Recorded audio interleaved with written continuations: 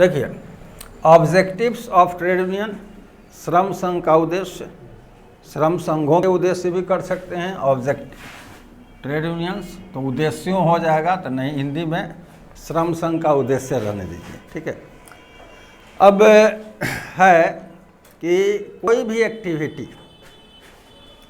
Activity जो होता है या फंक्शन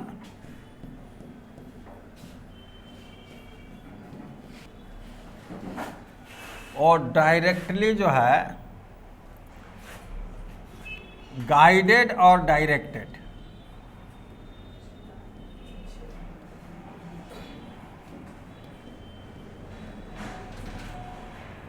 यानी डायरेक्टली प्रोपोर्शनेट होता है, तो इसको गाइडेड या डायरेक्टेड के रूप में देखेंगे। किससे? स्पेसिफिक ऑब्जेक्टिव से।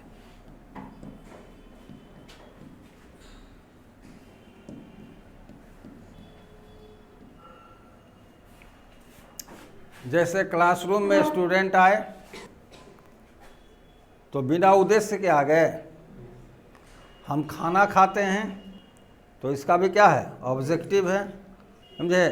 अभी विंटर सीजन चल रहा है तो कोट सूट पहन के आते हैं, नहीं, उसका भी क्या है? उद्देश्य है, बॉडी का प्रोटेक्ट करना। तो जो भी हमारा एक्टिविटी होता है वो डायरेक्टली जो है वो प्रोपोर्शनेट होता है स्पेसिफिक ऑब्जेक्टिव से। तो इसको ऐसे भी हम कहते हैं कि द एक्टिविटी और ऑब्जेक्टिव इज डायरेक्टेड और guided by any specific objective, समझे। तो कोई भी एक्टिविटी कीजिएगा वो किसी न किसी उद्देश्य से निर्देशित और नियंत्रित होता है। एक ही आदमी है जिसका ऑब्जेक्टिव और जिसका एक्टिविटी में कोई कोरिलेशन नहीं देखिएगा, यानी activity of that person is not guided और directed by any specific objective, और वो आदमी है पागल। पागल यानी पागल का एक्टिविटी उसके ऑब्जेक्टिव में कोई कोरिलेशन नहीं होता है। अदरवाइज जितने भी हम एक्टिविटी करते हैं वो सब डायरेक्टेड और guided by any specific objective होता है, ठीक है। अब यहाँ जो ट्रेड यूनियन कंस्टिट्यूट हुआ या ट्रेड यूनियन जो फंक्शन करेगा वो भी गाइडेड या डायरेक्टेड किससे होगा? ऑब्जेक्टिव से, समझे। वो भी ऑब्जेक्टिव से उसके गाइडेड या डायरेक्टेड होगा। तो अलग अलग ऑथर लोग जो है इसके ऑब्जेक्टिव को अलग अलग बेसिस पर या अलग अलग रूप में स्टडी किया है, उसको एक्सप्लेन किया है, समझे। अलग अलग ऑथर अलग अलग तरह से इसके ऑब्जेक्टिव को एक्सप्लेन किया है। जे.एस. माथुर है, समझे। उन्होंने, उनकी किताब है working class movement in India. ST. Punekar भी ने किया है, एस.एन. ध्यानी भी किए हैं, समझे। S and JS. माथुर की भी किताब है ट्रेड यूनियन मूवमेंट, समझे। लेकिन जे.एस. माथुर का अलग किताब है, उनका स्पेसिफिक किताब है एक working class movement in India. Author कौन है? जे.एस. माथुर।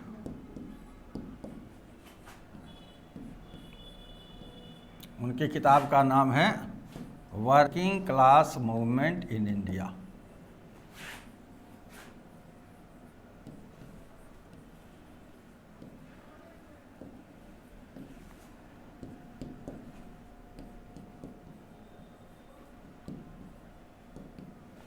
ठीक है।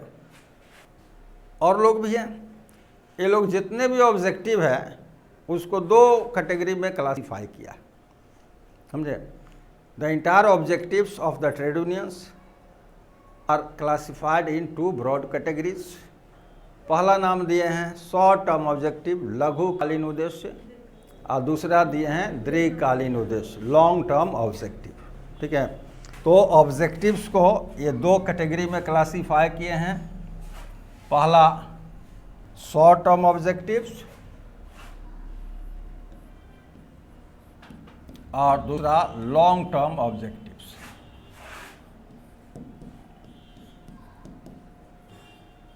तो पहला हम लोग देखें शॉर्ट टर्म ऑब्जेक्टिव्स, दूसरा हो जाएगा लॉन्ग टर्म ऑब्जेक्टिव।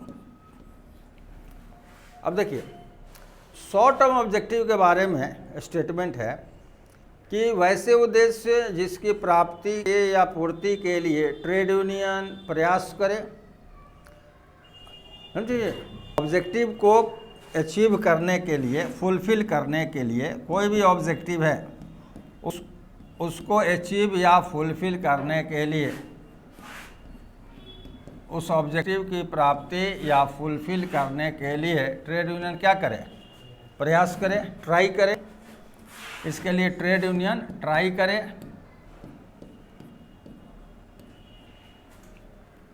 ठीक है, और यह टाइम लिमिट फ्रेमवर्क करे, टाइम फ्रेम कर दे, यानी कि एक स्पेसिफिक टाइम पीरियड वो डिटरमाइन कर दे, निर्धारित कर दे। ए टाइम पीरियड वो डिटरमाइन कर दिया, टाइम पीरियड कि इतने अवधि में either the objective will be fulfilled और not fulfilled, but result will come at platform. वो टाइम पीरियड फिक्स कर दे कि इतना दिन में, ये 2 दिन का भी हो सकता है, 10 दिन का भी हो सकता है, 6 माह का भी हो सकता है, 1 साल का भी हो सकता है, और वो क्लियर कर दे कि इतना दिन के अंदर जो है ये उद्देश्य पूरा होगा या नहीं होगा, इसका रिजल्ट आ जाएगा। तो ऐसे ऑब्जेक्टिव को हम लोग कहेंगे short term objective. In those objectives for fulfilment of which the trade union takes a step and also determines any specific time period during which the objective will be either fulfilled or not fulfilled। वो clear कर दे कि इतना समय में ये उद्देश्य या पूरा हो जाएगा या नहीं होगा, इसका रिजल्ट आ जाएगा। पूरा होने या नहीं होने का रिजल्ट आ जाएगा। समझे? तो ऐसे उद्देश्य को हम क्या कहेंगे? Short term objective. अब है कि जैसे एग्जाम्पल देख लीजिए, जैसे हाउसिंग फैसिलिटी, ऑब्जेक्टिव क्या है? ऑब्जेक्टिव है हाउसिंग फैसिलिटी लेना।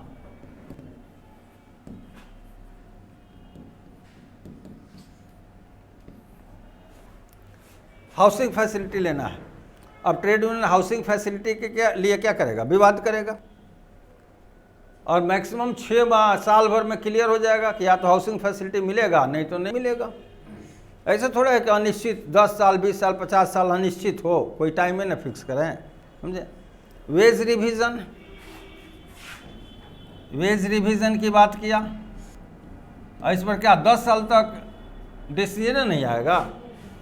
मर जाएगा। 6 महीना मैक्सिमम होगा, या तो वेज रिवाइज होगा या तो नहीं होगा। 6 माह के अंदर इस पर ना फाइनल डिसीजन आ जाएगा। समझे? तो ऐसे जितने ऑब्जेक्टिव हैं उसको क्या कहेंगे? Short term objective. समझे? इसको हम लोग कहा जाता है शॉर्ट टर्म ऑब्जेक्टिव। अब देखिएगा कि लॉन्ग टर्म ऑब्जेक्टिव में कोई तो टाइम लिमिटेड फिक्स नहीं कर सकते हैं। आप 20 साल नहीं फिक्स कर सकते हैं। समझे? 20 साल भी नहीं फिक्स कर सकते हैं। जैसे वर्कर्स एजुकेशन, जितने भी श्रमिक हैं उनको शिक्षित कर दें।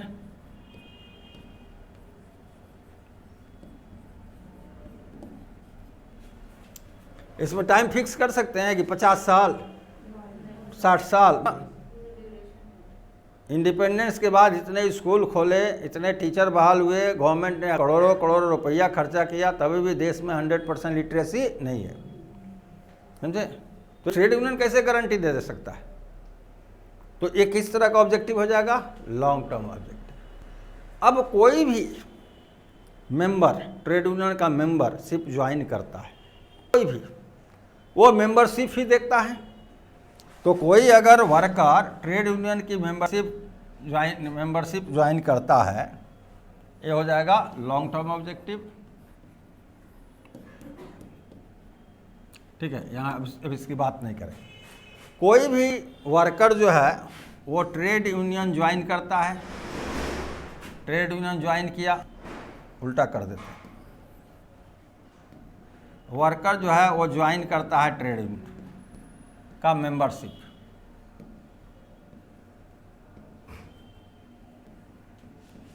मेंबरशिप ज्वाइन करता है किसका? ट्रेड यूनियन का। तो जब मेंबरशिप ज्वाइन करता है तो ये वर्कर जो है इस ट्रेड यूनियन को पे क्या करता है? ये पे करता है मेंबरशिप फी, मेंबरशिप फी पे करता है, सदस्यता शुल्क पे करता है। इसको? ट्रेड यूनियन को। तो इस सदस्यता शुल्क का रिकवरी की इच्छा उसको होगी कि नहीं होगी? नहीं समझे? इस वर्कर में क्या इंटरेस्ट होगा? इसकी इच्छा क्या होगी कि इसकी मेंबरशिप फी जो दिया है उसका रिकवरी हो जाए। किस फॉर्म में? हमारे ऑब्जेक्टिव को पूरा करने के फॉर्म में। तो अगर 5 रुपया मंथली भी मेंबरशिप फी देता है तभी भी उसकी इच्छा होती है कि 12, 25, 60 रुपया साल में दिए तो कम से कम ऐसा ट्रेड यूनियन करे कि 60 रुपया हमको फ़ायदा हो जाए, नहीं तो उसको 5 रुपये मंथली देने से क्या फ़ायदा है? उससे अच्छा है कि 5 रुपये रखेंगे तो बच्चा सब कुरकुरे तो खाएगा, 12 पैकेट 5-5 रुपया वाला, तो 12 पैकेट कुरकुरे का दाम क्यों हम दें उसको? ये भी सोच सकता है ना। तो ये ट्रेड यूनियन को जो मेंबरशिप फी देते हैं उसका रिकवरी कैसे होगा? तो ये ट्रेड यूनियन क्या करे? कोई ऑब्जेक्टिव को, वर्कर के ऑब्जेक्टिव को क्या करे? पूरा कर दे। ये ट्रेड यूनियन अगर ऑब्जेक्टिव को कोई पूरा कर देता है, ऑब्जेक्टिव्स को वो अचीव कर लेता है तो उससे वर्कर को, मेंबर को क्या हो जाएगा? फ़ायदा हो जाता है। तो मेंबरशिप फी क्या हो जाएगा? रिकवरी हो जाएगा। समझे? रिकवरी हो जाएगा।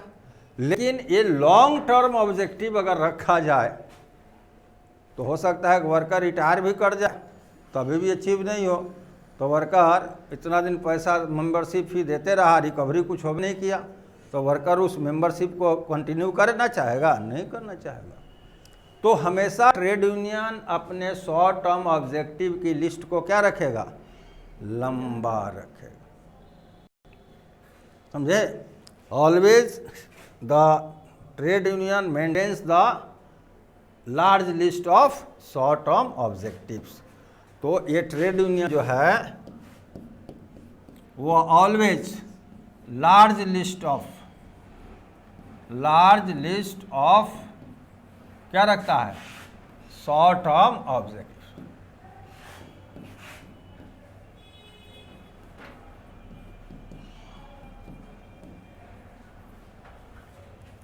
अब कैसे लिस्ट रखेगा? कैसे इनलार्ज करते रहता है? समझे? तो इनलार्ज कैसे करता रहता है ताकि ये लंबा लिस्ट हो जाता है? तो बता देते हैं कैसे इनलार्ज करते रहता है।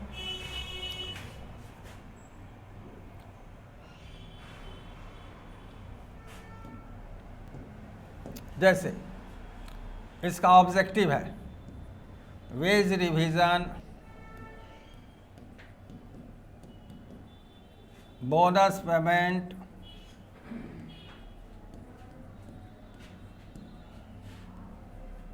कैंटीन फैसिलिटी,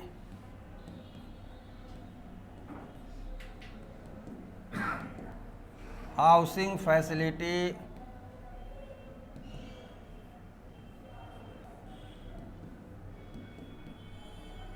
ट्रांसपोर्टेशन फैसिलिटी,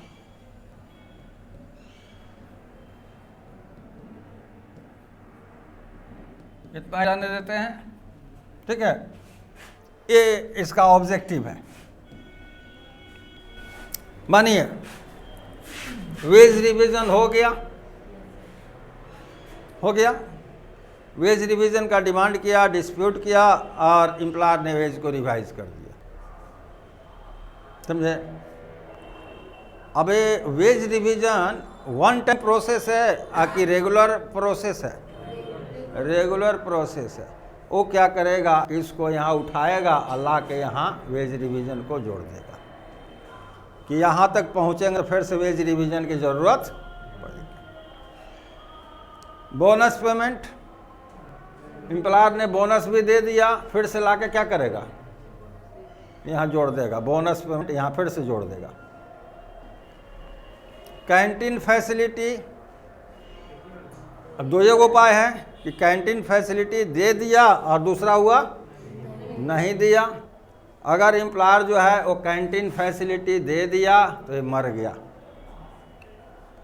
ये मर गया, इसलिए कि अब दोबारा कैंटीन थोड़ा तोड़ के देना पड़ेगा। अगर ये एम्प्लॉयर कैंटीन फैसिलिटी नहीं दिया तो फिर से ला के यहाँ क्या करेगा, कैंटीन फैसिलिटी ऐड कर देगा। तो इस तरह से क्या होता है कि जो हमारा रिपीट कर सकता है उस ऑब्जेक्टिव को ला के फिर से नीचे रिपीट, और जो रिपीट नहीं हो सकता है उसको क्या करेगा, उसको ख़त्म कर देगा, वहीं पे इंड कर देगा, समझे।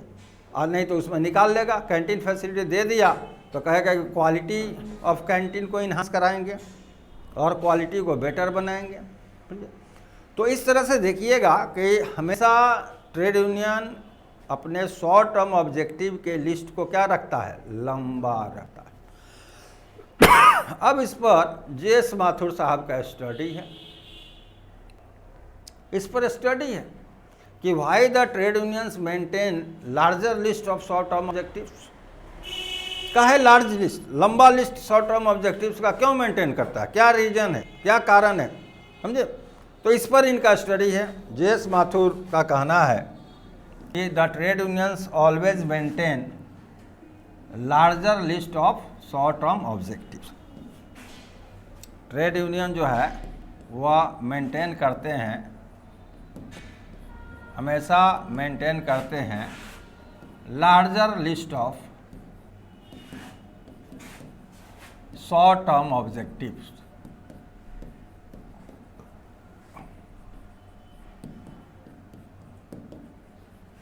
समझे।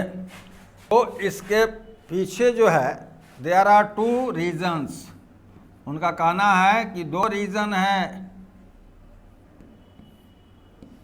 टू रीजन्स हैं जिसके कारण ये ट्रेड यूनियन अपने शॉर्ट टर्म ऑब्जेक्टिव्स के लिस्ट को रिवाइज करते हुए हमेशा क्या करते हैं, लंबा रखते हैं।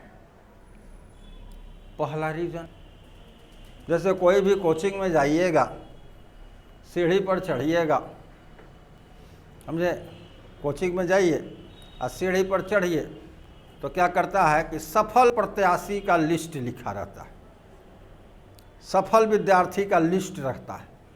एक जगह एगो ब्लॉक खाली करके क्वेश्चन मार्क आपके लिए नहीं, कोचिंग में क्या रहता है कि पूरा फोटो वोटो सब लगा करके, समझे, फोटो वोटो सब लगा दिया है और सब पर ABCD जितना को अपना भर दिया और एगो पर क्वेश्चन मार्क कर देता है फॉर यू। हाँ, एगो पर लिख देता है फॉर यू, आपके लिए। अब कोचिंग में, समझे, अब कोचिंग में घुसे अब बोर्ड देखे तब हो गया कि अब साहब बन गए, यही कोचिंग ठीक है, हमारे लिए एगो जगह रखा है बोर्ड पर। तो ये जेएस माथुर का है कि ये जो लंबा लिस्ट मेंटेन करता है उसका दो रीज़न है।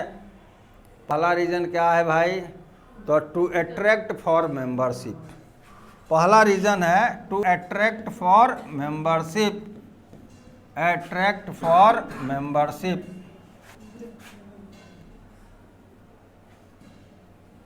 सदस्यता के लिए वर्कर को क्या करना, आकर्षित करना। जैसे पुराने ज़माने में ये कहावत था, गांव में आज भी जो बैकवर्ड लोग हैं, बैकवर्ड का मतलब इन सेंस की जो गरीब तबका के हैं, उनको एगो बेटा हुआ तो कहेगा कि ये आँख नहीं होता है, माने कम से कम एक और बेटा होना चाहिए। उसके चलते आधा दर्जन बेटी उनकी हो जाती है, समझे। और जब तक दूगो बेटा नहीं होता है तब तक वो लोग फुल स्टॉप भी नहीं लगते, समझे। तो वो सिचुएशन था, नो डाउट, वो समय था जब छोटी सी बीमारी में परिवार के बहुत सारे बच्चे मर जाते थे, तो वहाँ उनको बुढ़ापा के सिक्योरिटी के लिए वो रखना कंपल्सन था कि 7-8 गो रहेगा, 5-6 गो मर भी जाएगा तभी भी बुढ़ापा तक 2-4 गो रहेगा। लेकिन आज जहाँ मेडिकल साइंस इतना डेवलप कर गया, वहाँ कहता है कि हमारा 1 गो रहेगा, 2 गो रहेगा, मरने नहीं देंगे। तब 1 गो बेटा पर लोग आ गया कि 1 गो बेटा हो, अब बहुत हो गया कि 2 गो बेटियों हो तब कोई बात नहीं, ये 2 से ज़्यादा हमको नहीं रखना है, नहीं समझे। तो इस तरह का कंसेप्चुअल जो चेंज हुआ वो डेवलपमेंट के कारण हो गया। तो उसी तरह से यहाँ ट्रेड यूनियन की भी स्थिति है कि कहता है, ये वर्कर का एजम्पशंस है कि अरे 25 को कहता है ऑब्जेक्टिव पूरा करने का, अरे इको को पूरा हो जाएगा ना तो हमारा सदस्यता शुल्क वसूल जाएगा। तो जो ट्रेड यूनियन ज़्यादा लिस्ट दिखा रहा है उसी का सदस्य बनो, समझे। एक तरह का क्या है, साइकोलॉजी उनकी है। तो ये माथुर साहब स्टडी करके एकदम हाईलाइट किए, कहे कि इसके पीछे पहला जो रीज़न है वो है कि जितना लंबा लिस्ट रहेगा उतना ही उस श्रमिकों का आकर्षण ज़्यादा होगा to join the membership of the trade union. अगर आप तीनों को ऑब्जेक्टिव रखे हैं और गारंटी के साथ कह रहे हैं कि तीनों पूरा कर देंगे तो अभी आकर्षित नहीं होगा। और कोई 25 को ऑब्जेक्टिव रखा और कोई गारंटी नहीं दे रहा है तो अभी वो वहाँ आकर्षित हो जाएगा, समझे। तो कहे कि एक इसके पीछे पहला एक रीज़न है टू अट्रैक्ट फॉर मेंबरशिप। अगर लंबा लिस्ट रखेगा शॉर्ट टर्म का तो वहाँ सदस्यता के लिए अधिक से अधिक श्रमिक आकर्षित होते। दूसरा, ये शॉर्ट टर्म ऑब्जेक्टिव पूरा ही हो जाए तो गारंटी था नहीं, पूरा भी हो सकता था, नहीं भी पूरा हो सकता था। तो मानिए कि आपके शॉर्ट टर्म ऑब्जेक्टिव का लिस्ट में शॉर्ट टर्म ऑब्जेक्टिव के लिस्ट में तीनों को ऑब्जेक्टिव है, 1 2 3, तीनों को ऑब्जेक्टिव है। पहला ऑब्जेक्टिव पूरा नहीं हुआ, दूसरा नहीं हुआ, तीसरा नहीं हुआ, सारा मेंबर भाग जाएगा, कहेगा कि अब इनके पास ऑब्जेक्टिव है नहीं है तो सदस्यता शुल्क। अगर यहीं 25 को रख दे, 25 को ऑब्जेक्टिव रख दे और 3 को लगातार पूरा नहीं हुआ तो वो वर्कर भागेगा नहीं, कहेगा कि अभी तो 22 को बचा है, एको को पूरा होगा तो हमारा सदस्यता शुल्क वसूली हो जाएगा। तो क्यों बंदर वाट मैंने हनुमान खुद करते रहे, यहाँ इस ट्रेड यूनियन से उस ट्रेड यूनियन उस ट्रेड नहीं जाएंगे, रहेंगे। 22 को अभी है, 22 को में 1 2 को तो पूरा हो जाएगा ना, लेकिन जो 3 को है अब उसमें नहीं पूरा हुआ तो गारंटेड नहीं है कि पूरा हो ही जाएगा। अगर नहीं पूरा हुआ सारा सदस्य भाग जाएगा। लेकिन यहीं लंबा चौड़ा लिस्ट कर दे, 5 6 7 8 करते करते 25 को कर दे, तब वो लगातार 3 ऑब्जेक्टिव पूरा नहीं हुआ तभी वो वर्कर क्या हुआ, रुका रहेगा, ट्रेड यूनियन को छोड़ के नहीं भागेगा। तो दूसरा इन्होंने जो कारण बताया वो कहा to retain the members, to retain the members. अगर हम शॉर्ट टर्म ऑब्जेक्टिव की लिस्ट लंबा रखते हैं और कोई ऑब्जेक्टिव 1 2 4 पूरा भी नहीं होता है, ऊपर से लगातार नहीं पूरा हुआ, तभी भी वर्कर जो मेंबर हैं हमारे भागेंगे नहीं, वो रुके रहेंगे। इसलिए कि उनको अब लालच है कि अगला कोई ना कोई तो पूरा जरूर हो जाएगा ना, उनको लालच है, ठीक है, कि 1 2 भी पूरा हो जाएगा तो हम इधर से इस ट्रेड यूनियन छोड़ के दूसरे में क्यों जाएं, हम यहीं कंटिन्यू करेंगे। तो इन्होंने 2 कारण बताया कि ये 2 कारण हैं जिसके चलते कोई भी trade union always maintain larger list of short term objectives, ठीक है। तो ये कारण बता दिया। अब फिर से इन्होंने कहा कि अच्छा ये बताइए कि कोई ऑब्जेक्टिव पूरा हो गया तो फायदा किसको होगा, समझे हो। कोई उद्देश्य पूरा हो गया, जैसे किसी बच्चा ने डिप्टी कलेक्टर पास किया, उसको ससुर ने बहुत ज़्यादा पैसा दे दिया, तो फ़ायदा उस बच्चा के बाप को होगा कि बच्चा को होगा कि उसके भाई को होगा। बड़ा परेशानी का घर है ना बहुत ज़्यादा डोहरी में पैसा दे दिया, गिफ्ट दे दिया, डोहरी तो बंद है लेकिन ऐसे गिफ्ट दे दिया, गिफ्टे मानिए उसको, मैंने इनडायरेक्ट गिफ्टे मान लीजिए। अगर बहुत ज़्यादा गिफ्ट दिया तो उससे उसका बाप बेनिफिटेड हुआ कि बचवा बेनिफिटेड हुआ, कौन बेनिफिटेड हुआ भाई, नहीं हो सकता है दोनों बेनिफिटेड हो जाए। तो इसका भी एनालिसिस किए कि मानिए कोई शॉर्ट टर्म ऑब्जेक्टिव पूरा हो जाए तो वो ट्रेड यूनियन को फ़ायदा होगा कि उसके मेंबर को फ़ायदा होगा, नहीं समझे। तब फिर से फर्दर शॉर्ट टर्म ऑब्जेक्टिव का एनालिसिस किए और कहे कि शॉर्ट टर्म ऑब्जेक्टिव्स को 2 कैटेगरी में क्लासीफाई कर सकते हैं, यानी कि ये शॉर्ट टर्म ऑब्जेक्टिव्स जो है वो 2 तरह का होता है। There are 2 types of short term objectives, समझे। तो ये देख लिए पहला कि देयर आर 2 रीजन या कॉजेज, रीजन्स और causes due to which the trade unions always maintain larger list of short term objectives. First one is to attract for membership. If the trade unions maintain larger list of short term objectives, then majority of workers will attract to join the membership of that trade union. और दूसरा है to retain the members.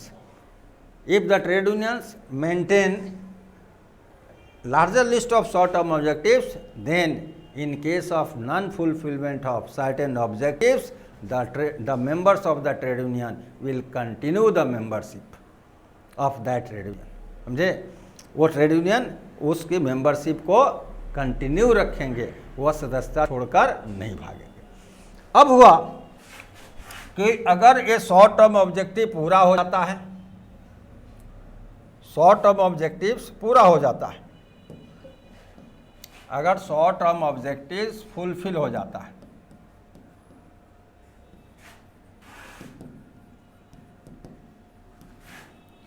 Achieve हो जाता है, तो किसको benefit होगा? Trade union benefited होगा कि उसका मेंबर बेनिफिटेड होगा? इसको भी माथुर साहब ने एक्सप्लेन किया, कहा कि ये शॉर्ट टर्म ऑब्जेक्टिव्स जो है वो दो तरह का होता है। There are two types of short term objectives. Two types, दो तरह का होता है। पहला जो होता है इन फेवर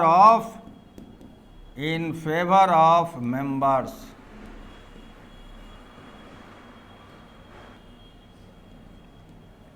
और दूसरा होता है इन फेवर ऑफ ट्रेड यूनियन।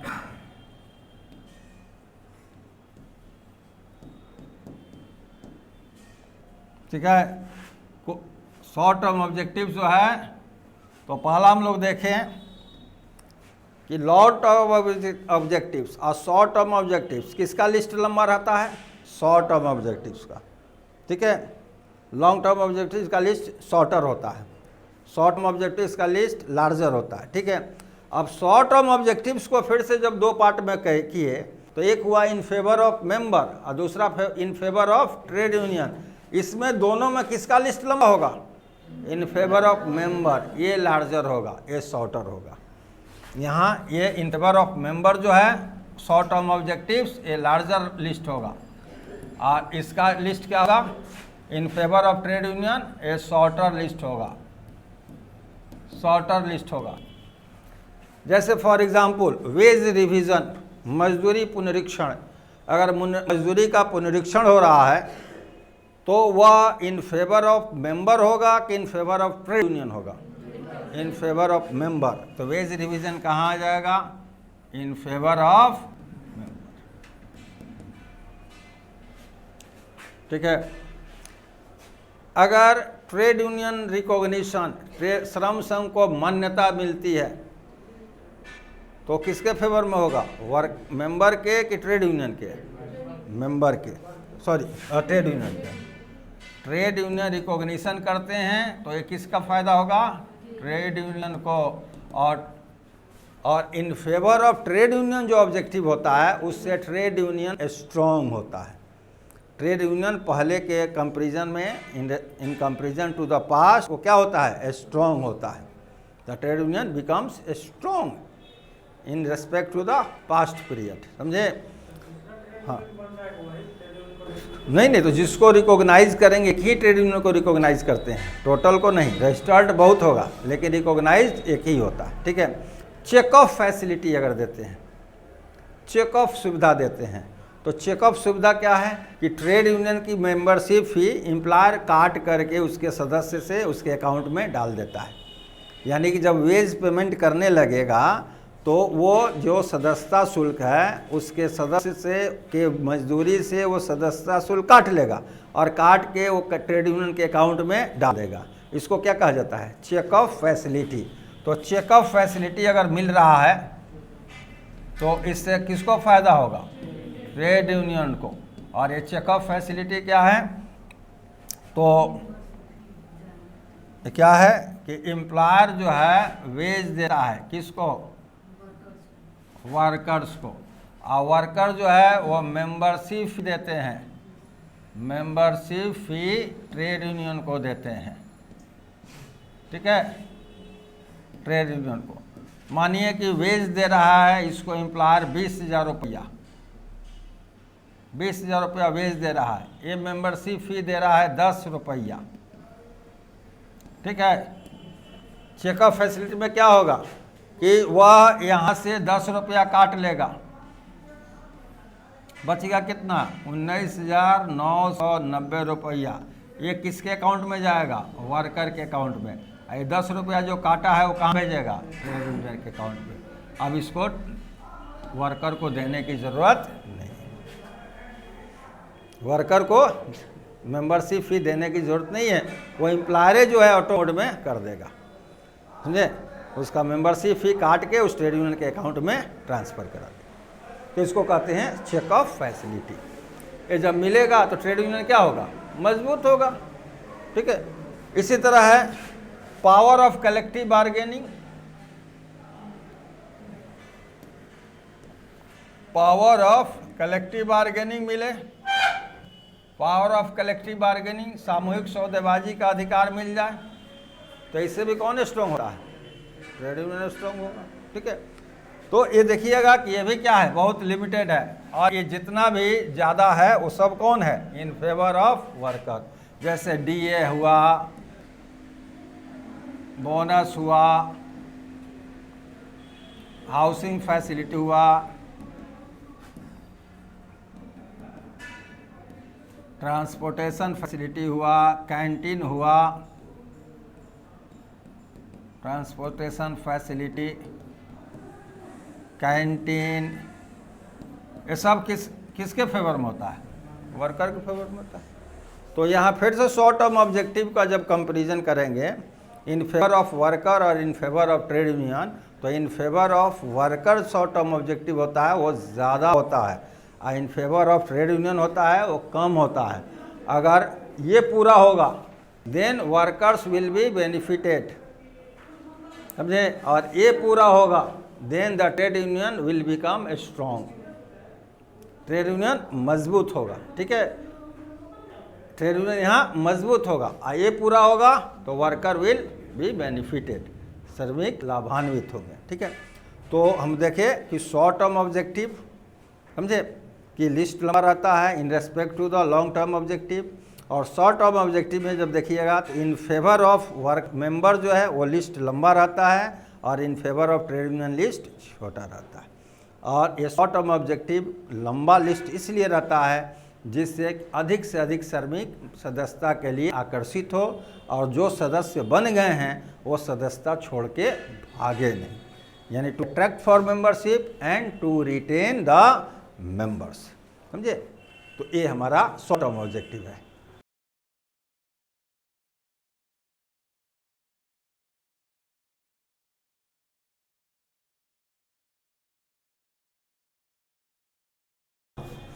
और लॉन्ग टर्म ऑब्जेक्टिव हो गया, शॉर्ट टर्म ऑब्जेक्टिव हम लोग देखें।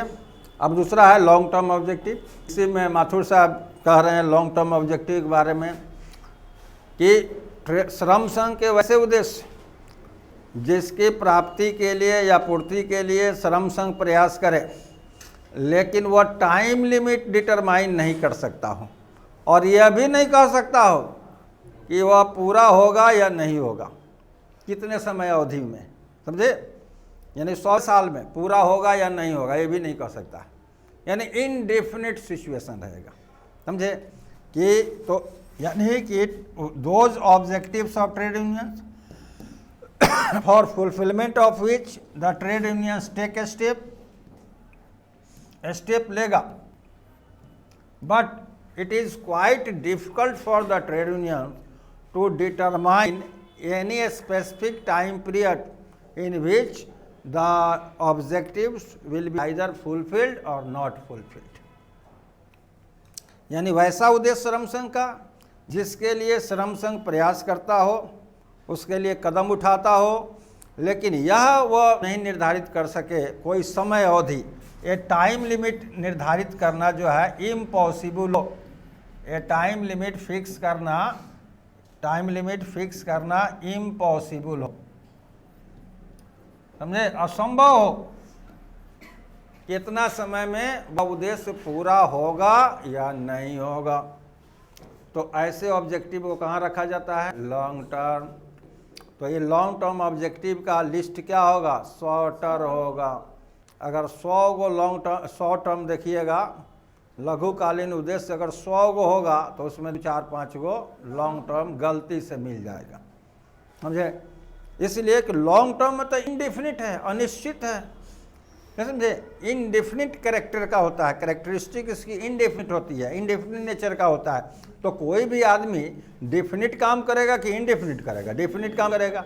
और ये मेंबर के इंटरेस्ट होती है कि जो हम मेंबरशिप फी दें उसके बदला में हम कुछ रिटर्न प्राप्त करें, कुछ बेनिफिट प्राप्त करें, समझे। थ्रू ट्रेड यूनियन, श्रम संघ के माध्यम से कुछ लाभ प्राप्त करें ऑर्गेनाइजेशन में। इसलिए वो मेंबरशिप ज्वाइन करता है अपने प्रोटेक्शन के लिए, अपने इंटरेस्ट को फुलफिल करने के लिए। और यहाँ तो ऑब्जेक्टिव है, इंडिफिनिट है। तो वैसे स्थिति में मेंबर जो है माइग्रेट कर सकता है। तो कुछ लॉन्ग टर्म ऑब्जेक्टिव भी रखा जाता है, लेकिन मेजॉरिटी ऑब्जेक्टिव्स क्या होता है, शॉर्ट टर्म होता है, समझे। 100 में 95 रहेगा शॉर्ट टर्म, तो वहाँ 5 गो लॉन्ग टर्म मिल जाएगा। और लॉन्ग टर्म ऐसे भी ऑब्जेक्टिव बहुत ज़्यादा लंबा, मतलब बहुत ज़्यादा उनकी संख्या भी नहीं देखिएगा, लंबा नहीं, उनकी संख्या भी नहीं देखिएगा। जैसे लॉन्ग टर्म ऑब्जेक्टिव कौन कौन सा हो जाता है, जैसे पार्लियामेंट ऑफ प्रोलेटारिएट,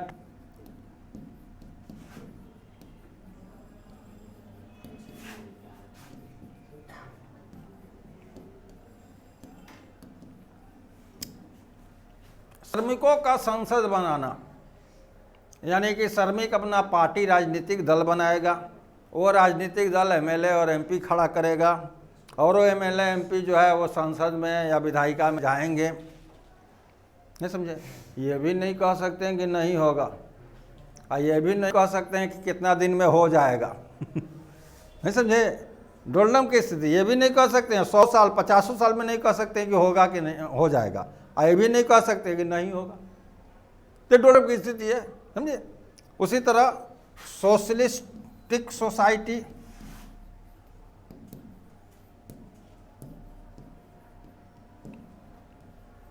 सोशलिस्ट सोसाइटी को एस्टेब्लिश करेंगे, यानी कि समाज में ना कोई अमीर होगा और ना कोई गरीब होगा। और गरीब कौन है, श्रमिक वर्ग हैं। तो सोशलिस्ट सोसाइटी की जब बात करेंगे तो श्रमिक तो मन में लड्डू फूटा हो जाएगा ना, अंदर अंदर तो खुश हो जाएगा कि मालिक हवाई जहाज से न घूमेंगे, वो घूमेंगे तो हम घूमेंगे, ना तो वो रिक्शा पर हम रिक्शा पर न समाज में अमीर रहेगा न समाज में गरीब रहेगा। तो कहा जाता है कि communism flourishes on the land of poverty, जहाँ गरीबी होगा वहीं पे कम्युनिज्म का ग्रोथ होता है, समझे। तो उससे तो ये किसको अच्छा लगेगा कि समाज में ना कोई आर्थिक रूप से बहुत ज़्यादा अमीर हो ना गरीब हो, किसको अच्छा लगेगा, गरीब को कि अमीर को, गरीब को अच्छा लगेगा ना, समझे। तो ये कहेगा वर्कर्स एजुकेशन, सभी श्रमिक को क्या करेंगे, शिक्षित करेंगे।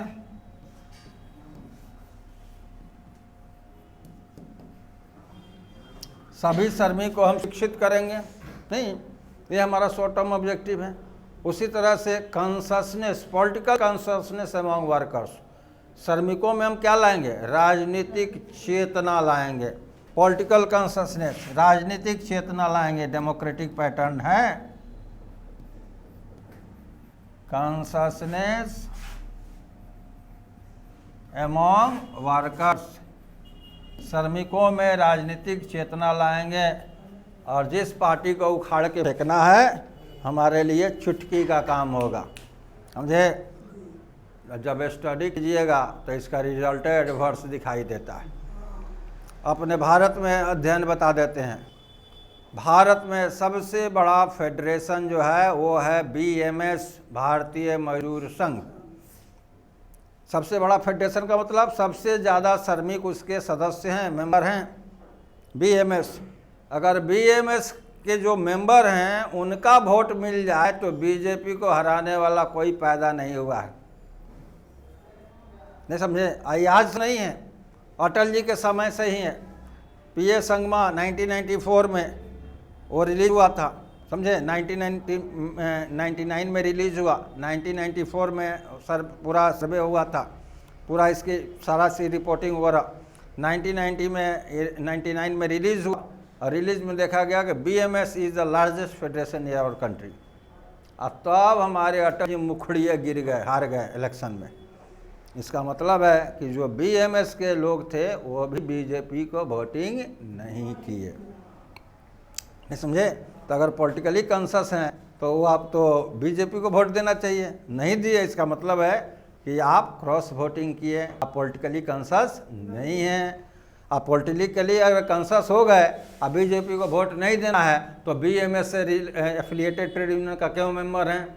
आप जिसको वोट दे रहे हैं उससे एफिलिएटेड ट्रेड यूनियन का मेंबरशिप ज्वाइन कर लीजिए। ये भी नहीं है, नहीं समझे? ये भी नहीं है। तो कहता है पॉलिटिकली कॉन्शियस हम करेंगे तो इस तरह से कुछ शॉर्ट टर्म ऑब्जेक्टिव्स हैं। पार्टिसिपेटिव मैनेजमेंट, ये अलग चीज़ है। वर्कर्स पार्टिसिपेशन इन मैनेजमेंट के 4 फादर हैं, उनका नाम है पार्टिसिपेटिव मैनेजमेंट।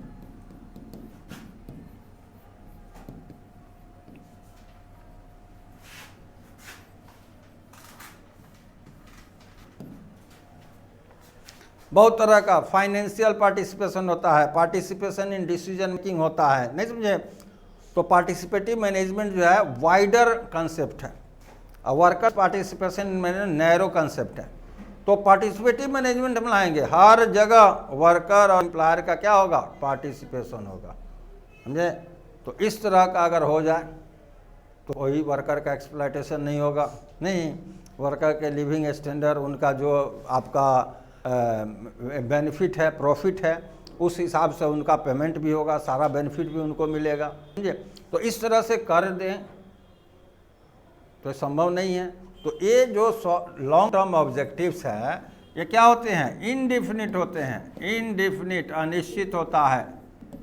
और हमारे जो वर्कर मेंबरशिप देते हैं उस मेंबरशिप का रिकवरी चाहते हैं, समझे? उस बेनिफिट का क्या चाहते हैं? रिकवरी चाहते हैं कि जितना जल्दी जो हम मेंबरशिप फ़ी दिए हैं उसके एवज़ में, उसके बदले अगेंस्ट द मेंबरशिप फ़ी उनको कुछ सर्टेन बेनिफिट हो जाए।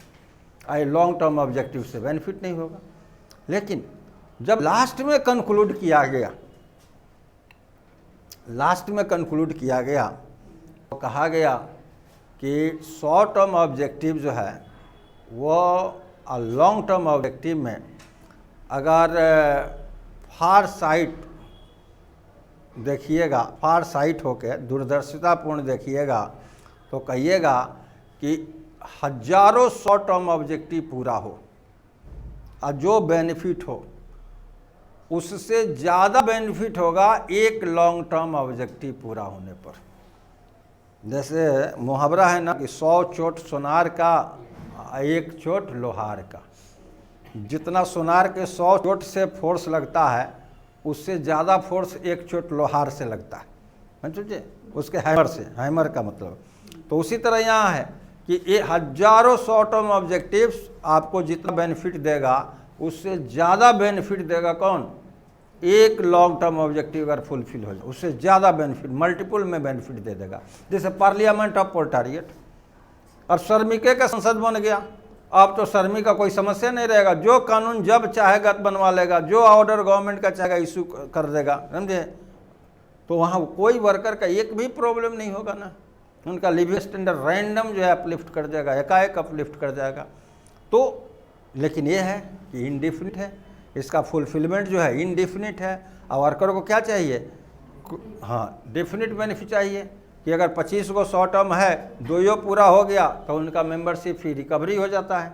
लेकिन ये कुछ सर्टेन है, 5-6 गो हैं, 7 गो, अब ये पूरा नहीं हुआ तो उनका टोटल मेंबरशिप फी चला जाएगा। दूसरा रहता है कि 2 साल, 3 साल, 5 साल में इसका रिजल्ट आ जाए, तभी भी वर्कर सेटिस्फाई रहता 5 साल तक, ये भी निश्चित नहीं है, समझे? फेवर में आएगा कि अगेंस्ट में आएगा ये भी क्लियर नहीं है, समझे? तो ऐसे ऑब्जेक्टिव को हम लोग कहते हैं लॉन्ग टर्म ऑब्जेक्टिव।